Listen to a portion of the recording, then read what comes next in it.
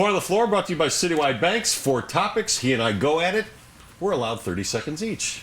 First question. John Elway says he wants a done deal with Demaryius Thomas. Do you believe John Elway? Why hasn't he gotten the deal done yet? 2 sides to every deal. Why hasn't he gotten the done deal? Because Demaryius wants a certain amount. I believe that John Elway wants to give a certain amount.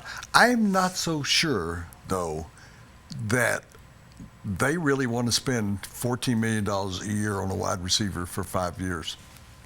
Yeah, and I'm with you. I do believe he wants to get it done, but he wants to get it done at the right price for the Broncos. And you're also talking about a major deal here. It's a big business deal. It's going to be a $60, $65 million deal with a lot of money put out as a signing bonus. Those things just take time. Will it get done? I'm with you. I'm not so sure it's going to get done, but I think Elway would like to get it done. Next question. 3 head coach openings in the NBA right now after New Orleans fired Monty Williams yesterday, and there might be a 4th one coming. Toronto is trying to decide whether or not to bring back Dwayne Casey. So there might be 4 openings. There might be 4 openings here very quickly. Should the Nuggets have more of a sense of urgency in hiring their own head coach? Well, I've said this, and when the opening came in New Orleans and Toronto's not far behind, I believe there'll be another opening or 2 in the NBA, and people were kind of surprised about what happened in New Orleans. Don't be surprised about a couple other places that are going to come up, including Chicago. Yeah, and that tells me if Chicago does happen, 4 out of the 5 teams that will have openings are teams that are ready to win right now.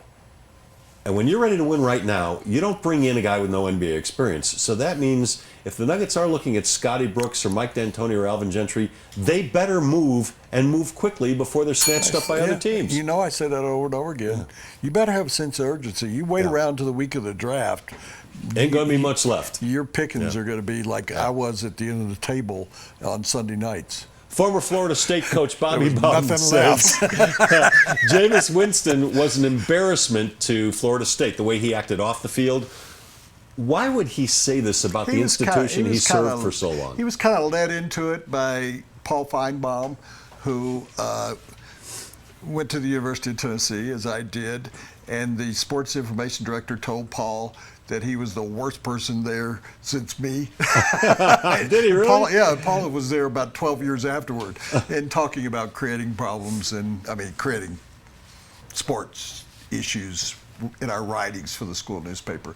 Paul led him into it. He said, "Are you embarrassed by what's going on?" He said, "Yeah, he's an embarrassment." So but Bobby Bowden was an embarrassment to Florida State on a lot of occasions. At times, yeah. And Jameis, look, I've been saying this forever. Why would he say it? I would not have drafted Jameis Winston. I don't think he'll mature very much. I think he is what he is. And I believe Bobby Bowden was just being honest.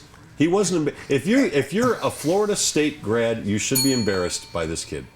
And Bobby, since he retired, has said a lot of things that he just speaks from the mouth. Yep. Free association. No filter. Lastly, is Jimmy Butler of the Chicago Bulls a max contract player in the NBA? Had 29 points last night. Yeah. If JaVale McGee and Ty Lawson are max type players, I think Jimmy Butler is. When I first looked at it, I thought, is Jimmy Buffett a max player? Jimmy Buffett's definitely a max player. Jimmy Butler is a very good defender, and Jimmy Butler has turned out to be a pretty good scorer. But for some reason, in the back of my mind, actually in the front of my mind, I still don't see him as a max player, because when I think about max players, I think about guys who can put a team on his shoulders and carry them to the promised land. And I think Jimmy Butler is just a skosh less than a max player. Is he an alpha dog? He's not an alpha dog. If he's your number 2 or number 3, you got a shot. Not if he's your alpha dog. That was all 4 of those? 4 on the Floor. Brought to you by Citywide Banks, a family-owned, Colorado-focused business bank. We didn't have one today? Well, let me throw one in. Let's have a 5th one. I know we're running.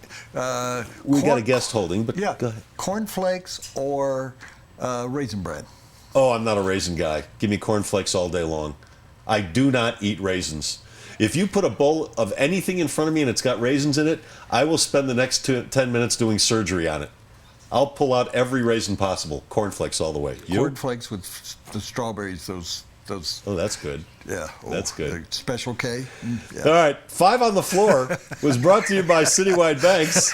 They have 12 locations across Denver and Boulder. They've got more than 25 services that your business needs, and they are a passionate supporter of more than 150 Colorado charities each year. It's Citywide Banks, where this show does its banking.